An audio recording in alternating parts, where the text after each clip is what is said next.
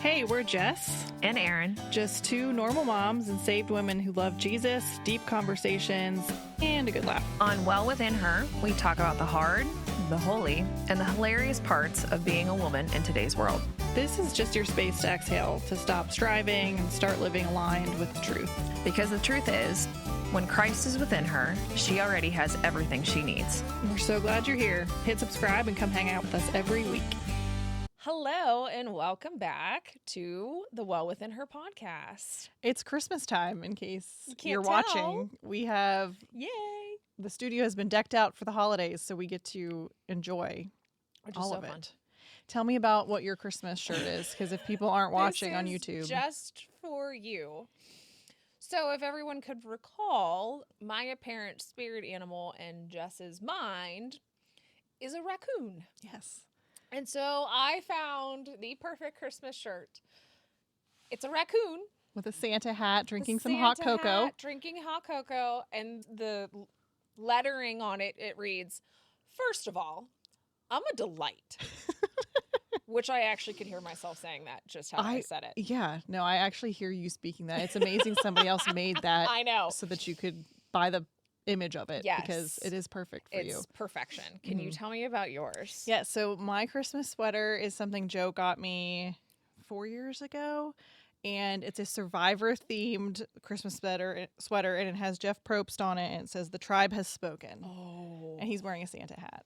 So definitely my favorite Your Christmas sweater. Homage to your happy place. Yes. So Can you tell the people what you are we waiting on this to announce what you did?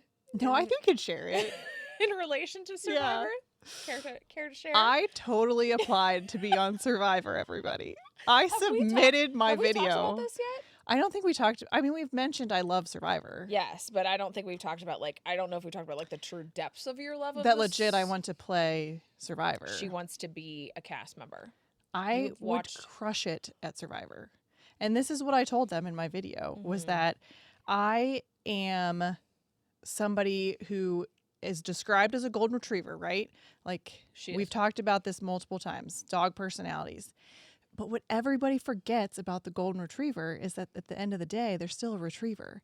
And they are relentless in their pursuit of what they want. Yes, they are. And that's me. Mhm. And so while, I come across as just very kind, You empathetic. don't come across. I am kind. Are. I am kind and empathetic. You are kind. People will not guess what kind of tenacity I have underneath all of that. That's very true. And that was part of what I talked about in my video. You have to submit a video that's 3 minutes or less. Yeah, that's really hard. I feel to describe your angle, Right. yourself, Why I'm your different. whatever, in 3 minutes. Yes. That would be difficult. And they want it to I poured over some content as to what should be in the video. I'm not surprised. And I researched it. And their casting director said, we want to know about your growing up and what shaped you into who you are and, what you do now and all, how you would play the game and if you're a fan. And I was to like, do oh all of my that gosh, in 3 3 minutes? That's hard. Yeah. So I did my best. Our lead pastor of our church loves Also Survivor love as well. Survivor. And so I had told him I was working on it and he was like, can you send it to me before you submit it? I just love that so much. I was a little nervous to share it with anybody, honestly. And so I was like, you know what? It's Alex. He's Yeah. not going to make fun of me if it's Oh, gosh, bad. no. And he said he watched it and he was like, I love it. I would totally call you. I'm like, that's all I needed to hear. That's I phenomenal. sound semi-interesting. So, Yes. No, that's fantastic. I hope you get picked. let's see if dreams can come true in 2026 and I can be on 51 or 52. We'll see. That would be awesome. Because for the people who don't know this too, you've been an extra.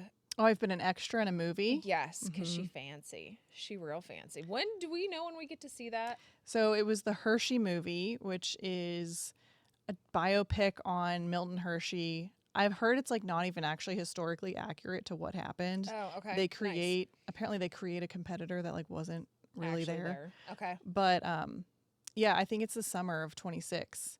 And I'm pretty sure I'm going to be in the film Yeah. because when we were being extras. So I got to dress up in my Victorian garb, It was and quite the day. We I were wore like a waiting corset. for updates for her. yeah, I couldn't. I mean, I think I was able to have my phone, but like you couldn't take pictures, and it was an experience. And I'm very glad that I did it because I can say I was in a movie now. But as we're filming, there's this one scene where they're in the chocolate shop and they're filming outward. So the market that's in the street is in the scene in the background. And I was a woman buying produce at market. And I walked my way around, pretended to talk, because when you're an extra, you actually aren't allowed to make noise. Yes, because they need to be able to muffle out Yeah. all that noise and whatever. And so when you talk, you're pretending to talk. aren't you saying like I've heard there's like a line that you got that extras repeat consistently. It's like something olive blah blah blah, like olive juice something blah blah blah. Like it makes certain then like mouth where they positioning, where it looks like you're saying multiple words, but you're just mouthing it. Like this up it puts like your mouth in like a good, so it appears that you're talking. Like you're actually, and you're not just like. Yes, exactly. Like not faking it. Because like when you fake it like that, you don't get like the composure of your mouth doesn't show. I could actually, totally understand like, appropriate like word production movement. Yes. So if you mouth like certain words of them together, that's how you get that. Well, the next time I'm an extra, I will look that phrase I'm gonna have to look it up. Yeah. Because it was just, I've never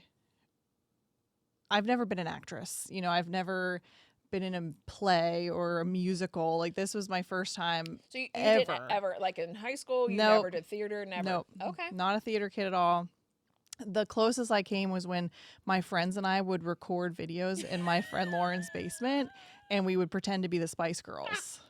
Which I still need to see those. My goodness. Oh, my friend Morgan reshares this picture every year of us dressed up like the Spice Girls and just rocking it in Lauren's basement that had the wood paneling in it still. Absolutely. That's 90s at its best. Yes. So that's the closest I've come to really being on camera and what I film on Instagram and stuff. But so I'm walking, being the person that's purchasing stuff at the market, pretending to talk to people, which was funny. And the producer comes out and he's like, "Oh my gosh, this is just perfect. Where's the woman in the orange, the brown, which they gave me the worst coloring for myself. Honestly, it was terrible. It looks like a tablecloth or drapes. It looks like drapes. It looks like really bad drapes. Yes. The color was it. Yes. And I don't think the color, like, it was not your best color. No, I'm sure it washed you out. Oh yeah, I did not look nice. It was like a mustardy. I could have stood for some teal or blue. Yes, it was not a great color. So he comes out and I was like, "Oh, I think that's me. I'm the one that's the orange brown." And he was like, "You are absolutely perfect in this scene. You just come right across in this. We're going to do this again and you have to do it again."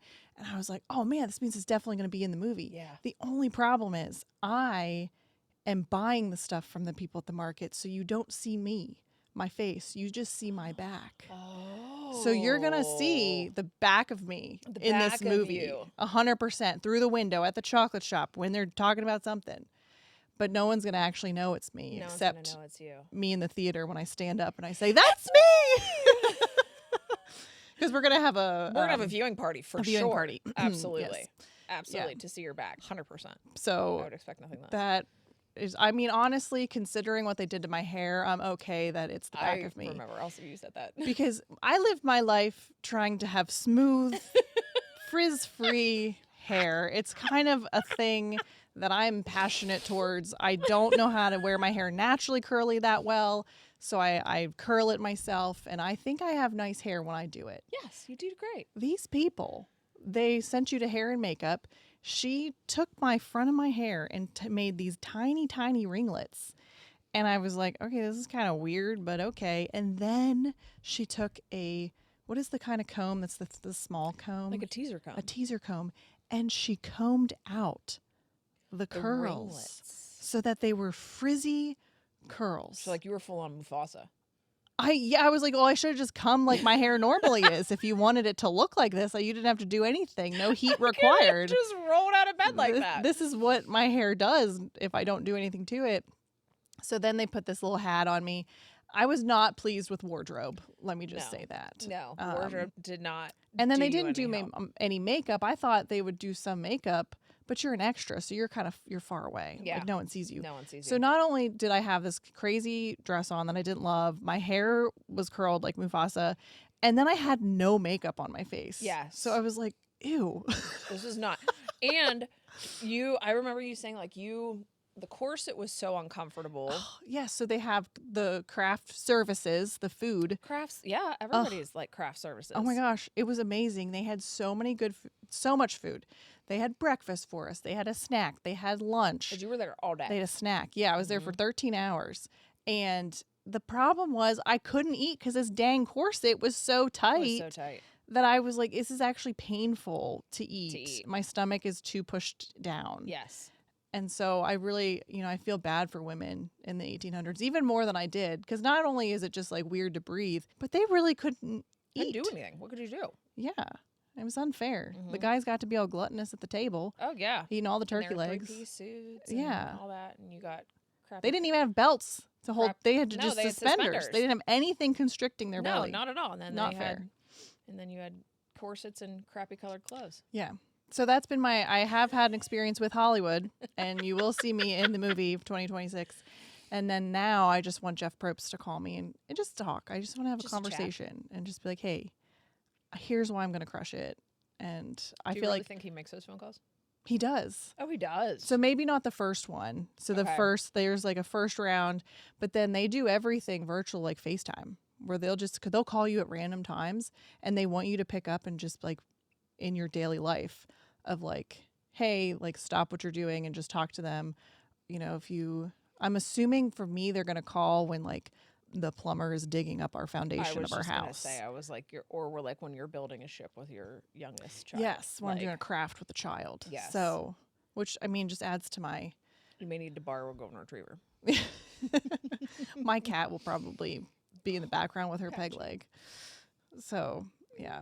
Patchy. But anyway, so that's a dream I'm putting out into the universe, and I really hope comes true because I feel like I would also have the other part was I want the growth aspect of going on Survivor. Like, when can you ever be taken away from technology, taken away from the normal life grind, Yeah. and put in this environment where you have a lot of time to think and you're challenged to the end of your limit of like not getting food, pushing your body physically to a point where it's really not used to going. And how many times have I said I get the best runs in when it's terrible weather? Well, yeah. So I feel like I would get the best spiritual growth whenever I was in this environment where like God's literally my only friend out there.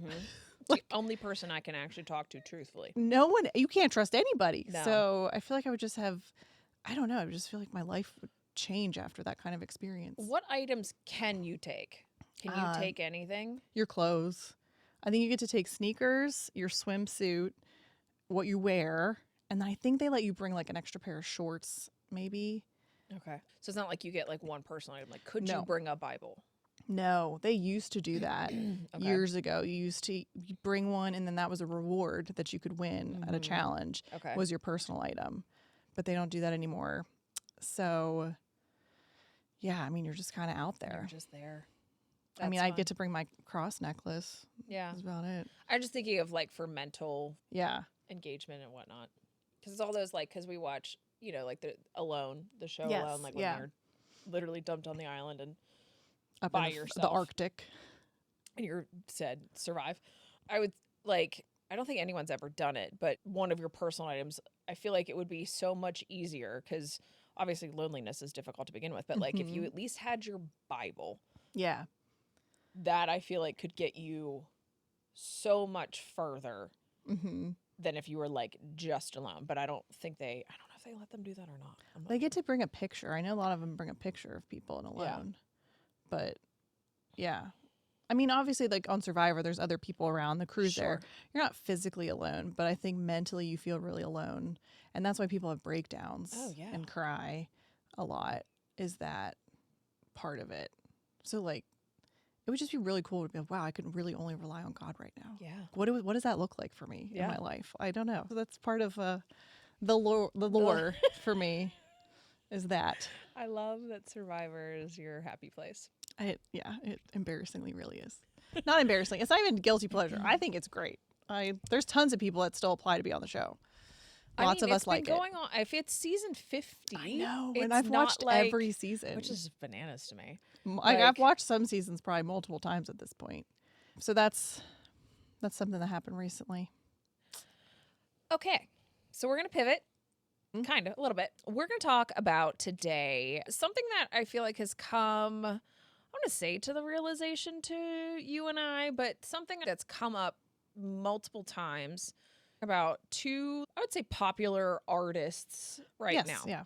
They made songs recently talking about they have all of this fame, all of this money, all of the things. And the songs are wishing for a normal, peaceful life. Mm-hmm. One in particular, you may be a Swiftie, you may not. We have no judgments. I'm a Swiftie. We are. I mean, I'm not like a crazy Swiftie. No, I'm not a crazy Swiftie. But I am a I don't get Swiftie. into the Easter eggs. Mm-mm. I don't do all of the, but we're not like here to like propone Taylor Swift. But what we're talking about is her song Wishlist on her recent album, and really dissecting that and talking about Taylor Swift, who is one of the most known artists in the world. Right. She's worth billions, not even one, like billions of dollars. You could argue that what she touches turns to gold. Almost. Correct. Like she just has whatever it is about her, she just connects with her fans and she has people, like legit cult following. Yes, a cult following. Like people, they love her. Mm-hmm. And whatever she does sells billions of dollars worth of stuff. Yes. Well, and the other song too is Kelsea Ballerini's I Sit in Parks. Yes. Is, I believe it's either Parks or I Sit in Parks. That one recently came out, and that when I heard that song, I was like, "Oh, this is a topic I think we should talk about." Yeah. Hers isn't necessarily as much of a wish list as the Taylor song Wishlist is, but it's more so just kind of reflecting on the body clock is what she references of chasing something, the rewards, the arenas, and did she forget about the fact that like her body can only create life for a certain amount of time until it doesn't. And the line in Taylor Swift's like in Wishlist, basically the whole premise of the song is she wants a house at the end of the cul-de-sac with kids, with a basketball hoop. She wants what I would be willing to amass most of, if not all of our listeners have. And we really wanted to talk about this because it's really like the people who appear, or I'm going to say appear because they don't have everything, but the people who appear to have everything still find themselves longing for the things God designed us to need. Love, belonging, peace, purpose, and most importantly, Him. We're talking coming into spending and buying and is more. Is it? And is this something that we, as a culture, it's something we struggle with, and we just wanted to talk about it. And because I think coming into the holiday, you enter into a lot of comparison for various reasons. Family, money, like you just said, lots of ways to compare yourself. And I'm not saying that Taylor Swift's necessarily like comparing her life to ours or Kelsea Ballerini. I don't think that it's much of a comparison, but I think what they're describing is this longing for something that they didn't really realize they were longing for because they were so distracted by things of this world. And that's what's interesting to me because also it took off on Instagram. Like all the moms are like sharing that song Wishlist. Oh, and absolutely. Like, absolutely. their husband with their kids and their basketball hoop. Right. Which I think can kind of bring with it, again, comparison Right. of like, oh, they're Right. Escalades in the back, or they're whatever. Not Escalade. That's like an old school one. What's the Yukon? Suburban, the Like, Yukon, the yeah, Tahoe. like that's in the background, the white, and then Yes. like the basketball hoop. Their driveway is really long and it's really nicely paved. How much I would never. love a nicely paved driveway Always. because we live in the Always. country and our driveways Our have driveways holes. are a mess. For us to keep up with like sealing our driveway every year would have been so expensive. Oh, it's so expensive. We're to the point now that we're considering, Brandon's like considering doing like a chunk a year. And we buy the but cementing it. So like Yes. by the time the kids graduate, we might have a full driveway. Like a full driveway.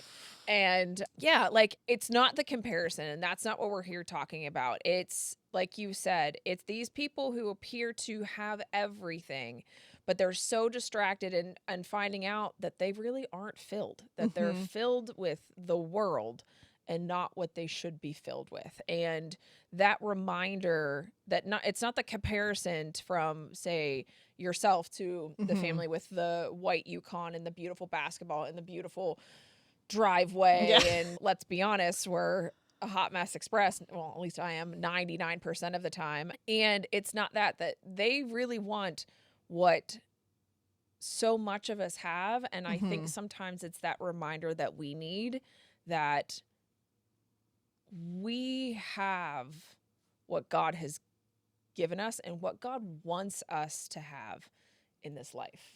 It's not always about the money, the fame, the cars. It's what are we pouring into? Are we pouring into our families? Are we pouring into our kids? Are we pouring into our marriages, into our relationships with not just our marriages, but with our friends? Are we pouring into what we have been called to? Because I will also say, not everyone's called to have kids either. Oh, for sure.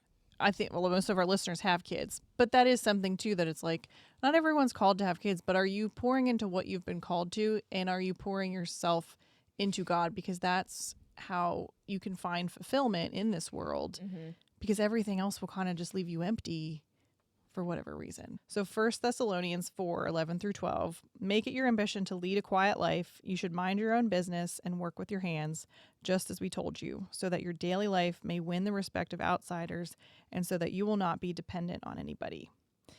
And the context really is that Paul, from what I understand, Paul is talking to a very new church, very young believers, new believers. And he's really kind of just trying to tell them, like, don't get distracted by things of this world, because they were in a climate where it was culturally speaking, it was very Roman. And so the culture was pulling people away. There was like political stuff going on. Hello. I mean, I feel like that just describes our current world life as well. And he was just kind of trying to remind them that you need to slow down and live this quiet life where not that it's passive, where you're just like letting life happen to you, but it's not about these gigantic spiritual happenings. That's not what you should even be chasing. What you should be chasing is like just the daily discipline of leaning on God, and that is pleasing to the Lord. Absolutely. Yeah, no, I love that line of like, make it your ambition to lead a quiet life. And you may not have millions, but you have blessings money cannot buy.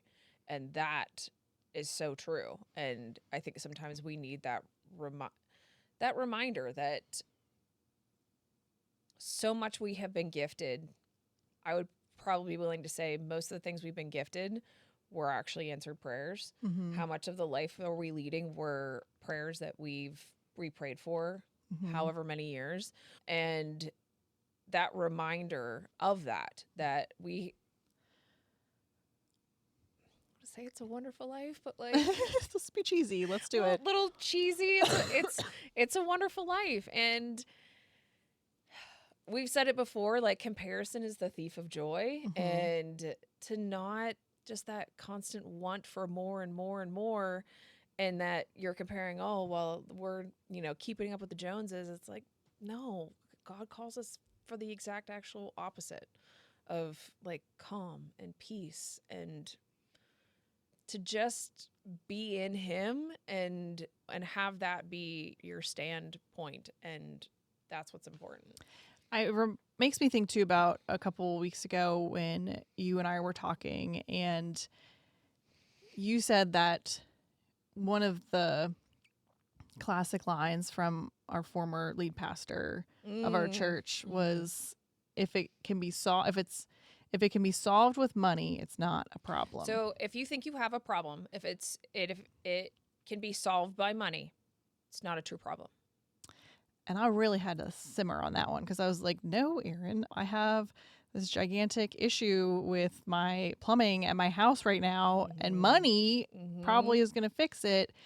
But you're really saying, yeah, okay, that can fix the plumbing thing, but it's not a true life problem. It's not a true life problem to have an issue in your plumbing. It's an annoyance. It's an annoyance. It's a big time annoyance. It's a modern convenience issue that Correct. you are experiencing because of the blessing of owning a home. Correct. And it's not a real problem. Right. And I didn't like that at first. I know you didn't. I could tell by the look on your face. I was like, no, like, I kindly disagree. As I thought about it and reflected on it, I was like, you're right. And that kind of wraps back into the fact that somebody singing these songs has a ton of money. They can literally just go buy whatever they want. They could buy a new house tomorrow if they had a plumbing problem. Sure. But that doesn't fulfill them in what the longings the Lord has put on our heart to buy this nice house for, to what end? To what end? And my scripture goes along with that. It says, God designed every heart to need him, even the famous. So no one is exempt from spiritual hunger. And this is Psalm 42:1. As the deer pants for streams of water, so my soul pants for you, my God. Fame cannot replace God, but I think anything can be interjected into that fame. Take fame out, take money, take whatever. You could literally blank. Your kids can't replace God. No, your spouse cannot replace God. Your gaming system cannot replace. It can literally be into anything, and saying that blank cannot replace God. And that is actually where he yearns the most for us, is for us to be in relationship with him and him to be number one, and that nothing can replace God. Yes. And that actually is super interesting to me, because then when I'm thinking in my head, I'm like, even the songs talking about the house at the end of the drive, like having the kids, that's still actually not going to fulfill this longing within somebody. Right. It needs to be Jesus. Yeah. It needs to be Jesus. Jesus needs to be one. That's interesting. I don't know. I just put that together in my head, but because I think I was thinking of it in terms of like, these people who are famous want this simple life. Look, we have a simple life, but that's not like, hey, look, we made it. Oh yeah. I know it's not. No, it's not. And that, yes, it's not. Which I think is good to recognize too, that like it is really about having a relationship with God and knowing, like, just being very confident in the calling he's put on your life and living that out, and just having a daily discipline of a relationship with him, and knowing that like Jesus is not about chasing the hustle culture, the boss babe stuff. No. He's not about building a platform No. or, having the curated Instagram. He's not about living this life that is just constant. Yes. It's that quiet again. Like, it goes back to like, not a passive quiet, but a quiet life. Oh, it's a what's the word for non-passive? It is an active quiet. Yes. It is an active quiet. So going to Taylor, another one of her songs, it talks about how she used to make fun of things, but it's just because she never thought it was possible. So, or she used to like lie about, like, she said she didn't believe in marriage. And she says that was a lie, because I never thought that I could live a life where like innocence reflected back. It was, if I forget which song that is, but it's very poetic. And she talks about like when Travis first tried to meet her and she Yeah. said she was busy and like that was a lie. She said she didn't believe in marriage. That was a lie. And I'm just trying to think of like how that also goes along in this conversation of there's a reason why those desires are put on our hearts to have that person and to have that relationship with somebody in this world, to have a partner with you. God designed us. God designed us that way. And it's almost like in that song too, she's talking about how this is something that she did secretly still want. She wanted, very much so. And she lied about it because I'm assuming the people around her probably had other views of marriage. For sure. But like she inside just really still wanted to be married. She just wanted that. And that's because the God puts that desire there in your heart to find your person, to live out a life together. So that's not this Wishlist song, but it's in this new album that she released. And I think that it's really good for people, for women, to hear her talking like this. I don't want to make any assumptions about what she's thinking, but the way I'm dissecting the song and the way I interpret it is just that she has this longing for a simple, quiet life. And because of who she is, she really can't have a super quiet life. But it's like her trying to find out how she can have that and how live that despite the world being obsessed with her. Yeah. And I think it also just goes to show too of like what we're shown versus what might actually be truth. To again, going back to this comparison of like the curated whatever, yes, she might be this, obviously she's this pop star, whatever. What is being portrayed in the media and whatever may very well not be who she is as a person. And that also needs to be reminded that like these known celebrities, this persona that's being, shown to us mere common folk is most likely not that person's true. They're still, right. She's still a person. Like she's still just a regular human being. Regular human being. She actually isn't anything different than the rest of us. Her brain works brilliantly to write lyric. Right. But when she did that podcast, the New Heights podcast, she talked about like loving to make sourdough. I know. And making sourdough and like hanging out, doing normal things. stuff. And so because sometimes like the celebrity does limit what the public sees about their life, because honestly they need to, like the world doesn't need to know your every detail of how you live. No. But because like she's almost peeled back this curtain over the past like year, it's like you are started getting more of a idea of who she is. And it's real basic. It's very basic. It's very basic. And she wants it. It almost feels like she wants it to be basic. Again, I don't want to speak for Taylor. Right. But that's just kind of how I'm interpreting like the lyrics. And I don't do all the Easter eggs, so somebody else could be like, that song wasn't about that at all. But that's just how I think about it. And I think it's really great for young girls who do like Taylor Swift to also hear songs like that, where it's not about just the big parties and like having all the money. Like for a young girl to hear that like somebody that famous really just wants to have a family, married. I think that's a good thing. Brings it back to regular life for the us regular folk, us common folk.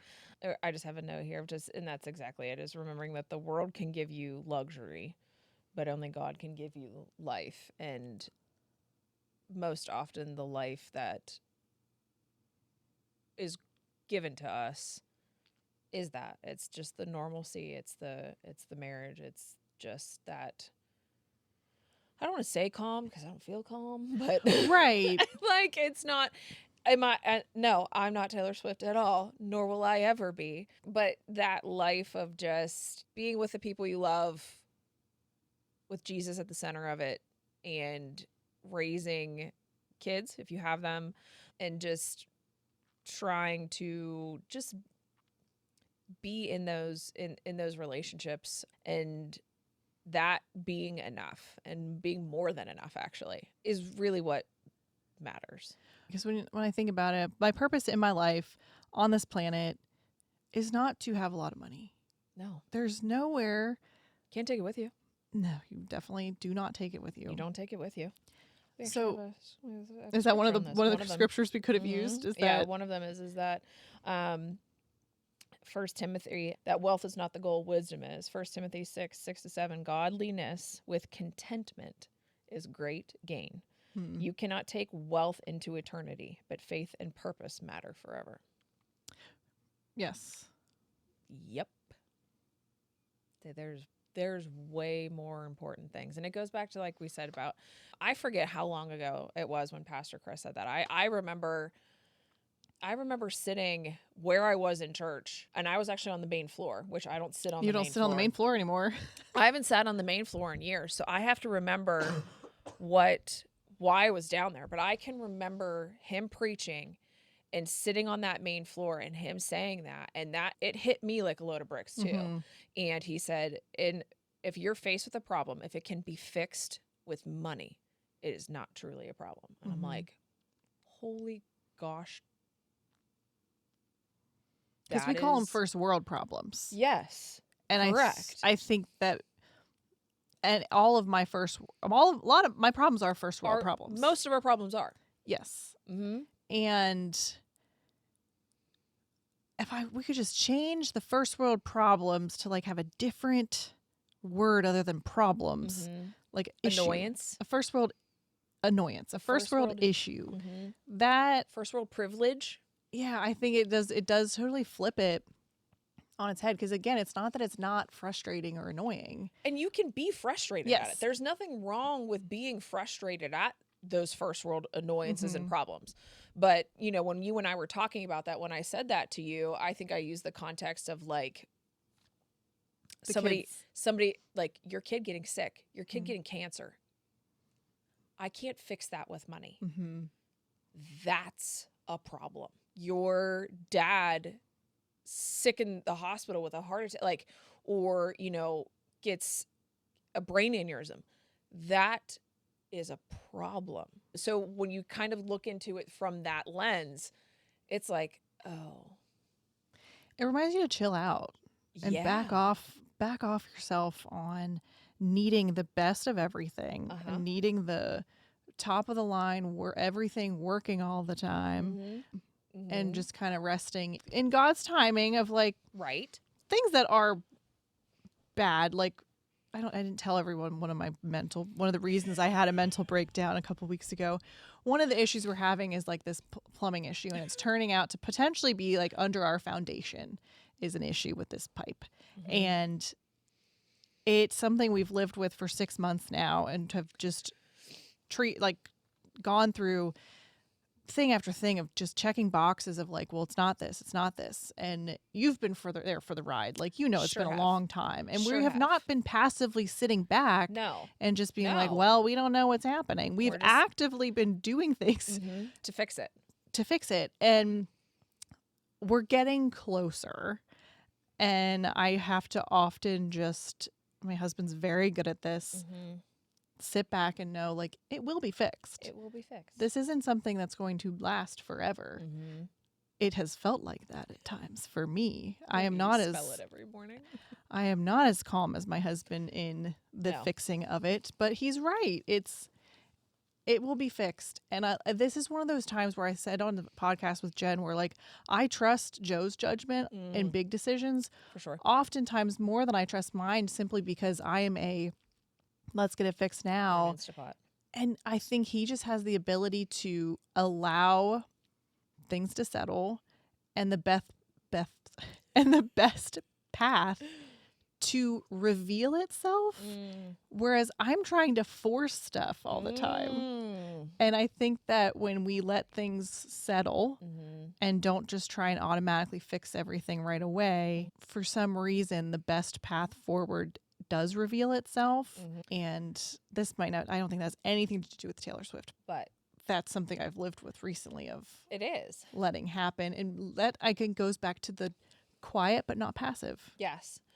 I don't think I've ever asked you this question. Do you find, because talking about how Joe is a crock pot simmerer and you're an Instapot, in this situation, do you feel like Joe is better at being uncomfortable than you are? 100%.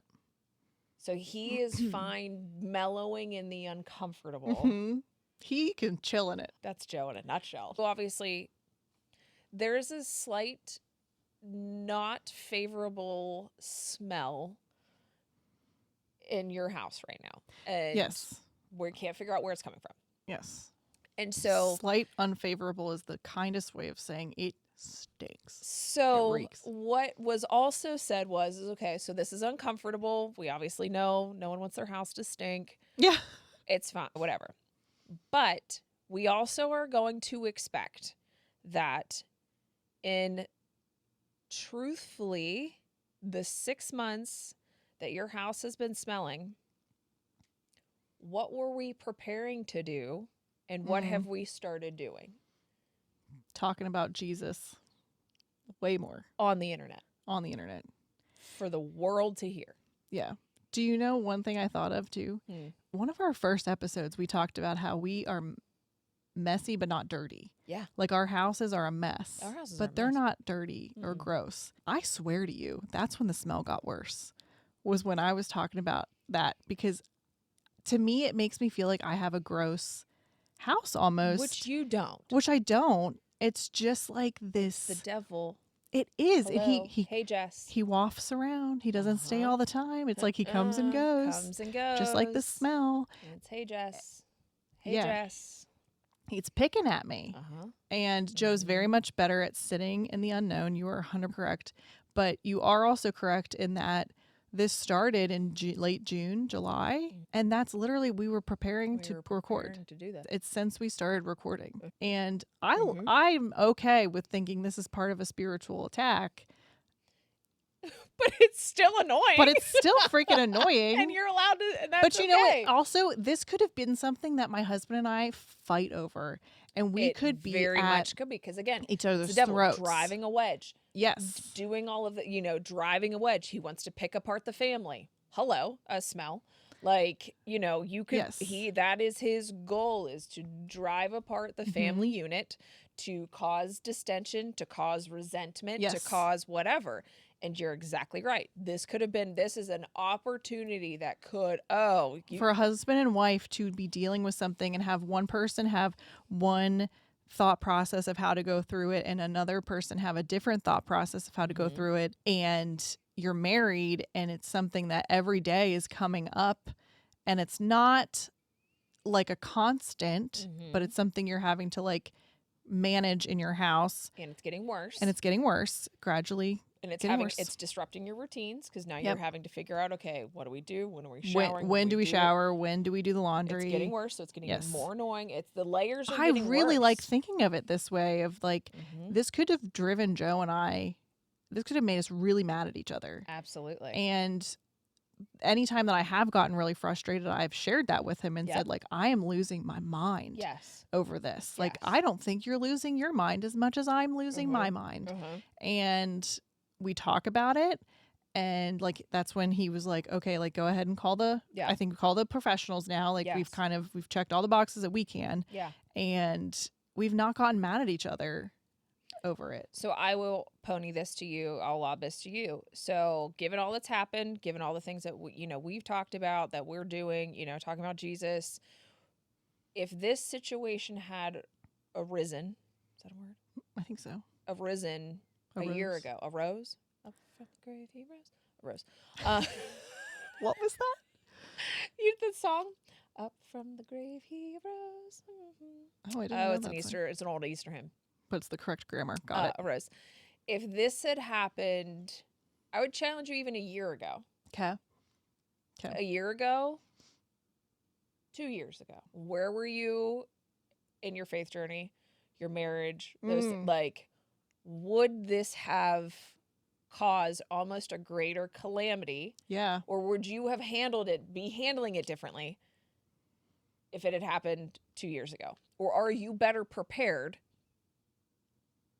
I'm so much better prepared now to deal with it. And one thing I like to think of now, I told you to listen to this podcast. I made my husband listen to it on the drive back to my parents' house, is this Net Positive podcast, this episode with Tim Tebow. Which is super good. It's really good. And one of the things he says that I've been reflecting on and thinking about is things that he saw as a setback were really a setup for what came next. And it wasn't easy in those seasons to look at that downfall as a setup. It was always like, look at this thing that happened to me and it's so terrible and it's a setback for my career or whatever. It turned out to be a setup for something greater. And I almost feel like I'm learning something in this chaos of trying to figure this out and living with this like real annoyance that it's setting me up for something. Guaranteed And it is. I know that a year ago, certainly 2 years ago, I can remember where I was 2 years ago at this time of year, I would not have been able to look at it in a positive way at all. I would have just been straight frustrated. And grumpy and angry. And I wouldn't have talked to anybody about it. I was going to say, I was like, I wouldn't be sharing. About it? Would you have said anything to it about it? No. And most likely, this is a setup. Maybe we're waiting on the plumber or the contractor that's going to fix it.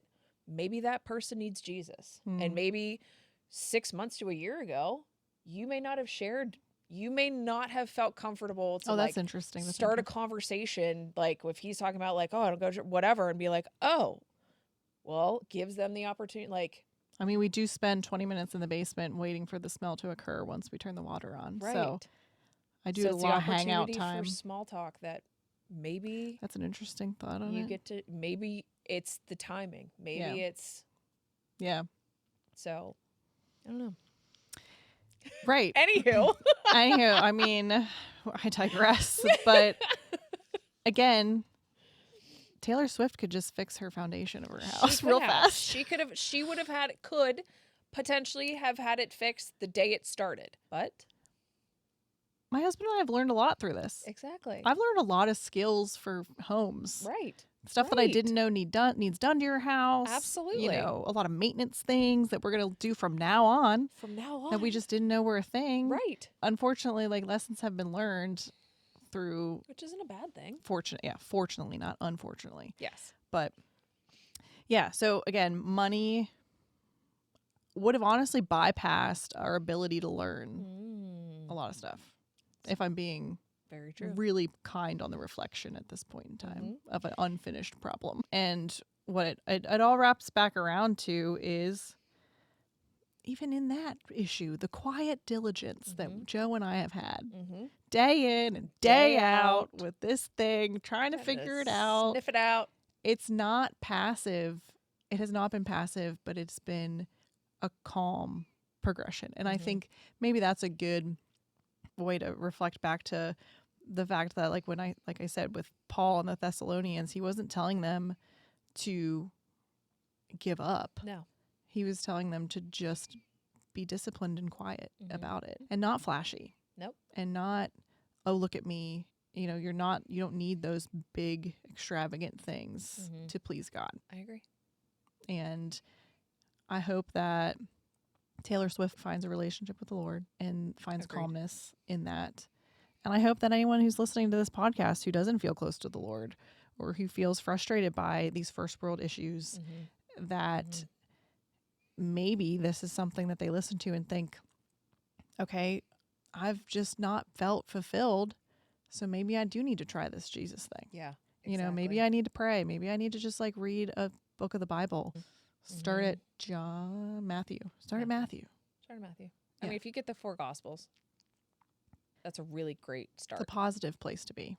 Yes, you get to listen. You get to learn about Jesus. Like Matthew, Mark, Luke, and John are some of the best, and then you get to really just learn about The Jesus. the heart of Jesus. Tell me Absolutely. something good. Tell you, I have my one for the next one I got to think about. So we just had Thanksgiving, and I host Thanksgiving. So this is, I think, my 8th or 9th year hosting Thanksgiving, and I love it. It's my probably favorite thing to do. I love to cook. And so before we even bought this house, I had told my husband, as soon as we get a bigger house, I want to, like, Thanksgiving, I want to host it. And I host both sides of my family. So my whole side of my family, my husband's whole side of his family. Which I love that you bring just both sides together and it's not a question. No, it just everybody, like, and I tell everybody, I even told I told our friends, like, if I don't want anyone ever to feel like they have nowhere to go or no, it's just, and this isn't a slight to anybody. If it's just like you and your family on Thanksgiving and you like that, fine. I enjoy the chaos. I want a house full of people. My goal is to eventually probably like cook for like 50. I would love to, like, I only have like 20 to 25-ish depending on the year. But like I've told our friends group, like, if you don't want to cook or if you don't have anywhere to go, come to my house. Yeah. My mother-in-law made 7 pies alone. Come to our house. Like I, make a big turkey. But this was the first year, and this is crazy that I've been doing this as long as I have, that this, like, I was chill. Yeah. It wasn't like I wasn't running around like a chicken with my head cut off. I wasn't like, I got the bird in. The bird was easy. Like, this is the first year where I'm like, I actually sat down. You didn't yell at people to get out of your kitchen. I didn't yell at people to get out of my kitchen. Like, I've trained people enough now that they know their roles. Yes. I'm like, okay, we're just waiting for the bird to get to this type of temp because then I can, swap it out. I don't know how people cook Thanksgiving with one oven. So I'll tell you a little bit. I'm a snot. Like, if we haven't figured this out already. And first world snot. When we bought our house, we basically gutted our main floor. And my husband said to me, do you want a standard range or do you want a big one? And so my mother-in-law, his mom, also loves to cook. So she has an 8-burner range, 2 oven, industrial hood. And when he proposed this to me, I was like, oh, we're going industrial range. I want what your mother has. I want what your mom has. I want that so much.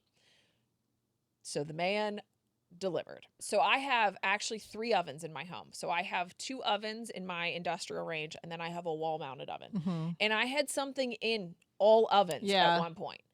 I don't know how people do Thanksgiving. Also for 25 people, too. True. There is that.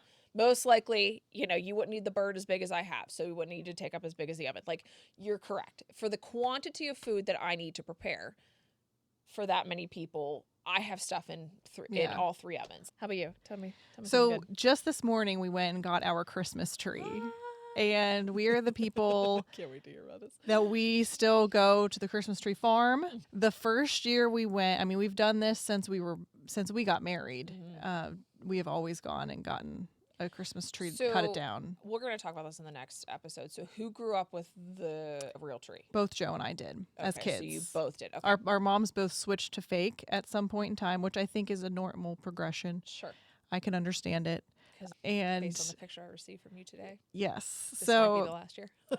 So now we're in it. Now we have to top it again next year. So we go and we have a lofted living room, so we're able to get a really big tree. And honestly, to me and Joe, that is like a dream come true Christmas situation of being able to get a really big tree for the kids and have it be a little ridiculous. Because they had big trees growing up. Okay. Him and his family. And I just didn't. Our living room was a normal living room. So like we just didn't have a huge one because we couldn't have a greater than 8 foot. So his dad, there's so much that he created this base that's like this solid metal that what do they call it when you put metal to metal? He welded it himself and this gigantic holder for a massive tree so it doesn't fall over. Okay. So he gave that to us when we moved to Pennsylvania because he was never going to use it again. Yes. And so we have this gigantic base that like literally no tree could fall over. Yes. Knock on wood. Honest, you better be knocking on wood now. Knock on wood because this tree's big this year. So that's going to be patchy. So we know that we have to get a big tree for it. So we're walking around. We've done this since we were married, but the first 4 years when we had our son, he cried the first year we went because he was just little itty Just bitty and it was cold. little itty bitty. But we were like, we're having a family experience. This is what's Yes. happening. Yes. And Joe and I were both like, we'll get through this. It's fine. And Yeah. he's just not going to happen next year. The next year he cried just as much. It was too cold. I knew that he cried. And I was just like, this isn't fun. No, I'm traumatized. And Joe's like, it'll be better next year. He'll be Really? 2 next year. So then the following year was when we added the little one. Yeah. And so she cried She that year. cried. And then she cried the next year. So like the first 4 or 5, honestly, I applaud your the relentlessness. first 'cause I 5 would've- years, I a would've given child up. broke down. For some reason, one of them cried for whatever reason. Oh, I would have quit for sure. And it was not super enjoyable to go Christmas tree shopping. No. So we stayed persistent. Oh, I told you, love I'm you're the go- golden retrievers. retriever. We were You relentless relentless. in both some of things. you. So last year may have been the first year no one cried. And it was a joy. It was so much fun. And this year was even better. They just ran around looking for trees. So we've decided on one. Still this massive tree. The base of it, the trunk of it is huge. And as we were about to cut it down, I'm like, Joe, I don't think that's even going to fit in this nice thing that your dad made. Like, I think it's too big. And he's like, you're probably right. Starts cutting it anyway. So we cut it down. He works up a sweat because I've never actually had to cut the tree down, but it's a workout because you're using a hand. You're using a hand saw. saw and you're laying on the ground. And you're laying on You the have, ground. Like, no leverage. The video of him doing it's very It's fun. just his feet. How he's his trying. feet are just hanging under the tree. How he's trying to get leverage is hysterical. So he cuts it down and we all drag it together. The kids help and get it all wrapped up and stuff. They got a homemade cookie at the Christmas tree farm, some hot cocoa included with your purchase of the tree, which we loved because we're frugal. And I was like, I don't really want to buy you a cookie. We have some at home. Yes. So great experience there. We get it home and we know it's not fitting inside the thing. So Joe first tries to get a handsaw, I think it's called, to cut away the thing. And he's like, this is too much work. Like it started smoking. The bottom of it started smoking because it was that little bit was just working way too hard. Yes. So he has to get out the legit chainsaw. So he gets the legit chainsaw out, which takes a while to get started, and cuts out cuts away some of the thing. So we're like, all right, this is great. So we bring it in the house. We have to maneuver it specifically to get it to where it needs to be. Have you always brought it through the window? No, we didn't bring it through the window. We should have. We actually brought it in through the front door.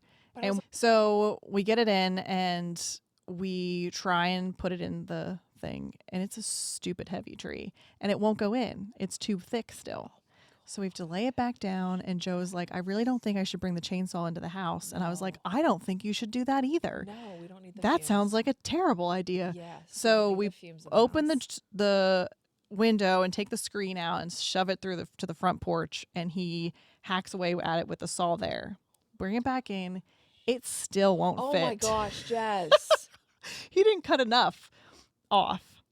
So we had to bring it back down and push it back out the window again. Oh my gosh. And then he cut away like a decent amount of it. And that time then it goes in okay. So it's just a mess. And I think that we'll talk about this on the Christmas episode. There are people that don't want that in their life. Me. And I think most people honestly probably don't. But we just, for some reason, You embrace it. we embrace it and we really love the whole experience of it. And honestly, I hope our kids never forget the year we get this tree and that we had to chainsaw it out of the window because that's funny. That is funny. To me. And so we are unwrapping it, get it unwrapped and everything. And then Joe and I are stringing some lights onto it.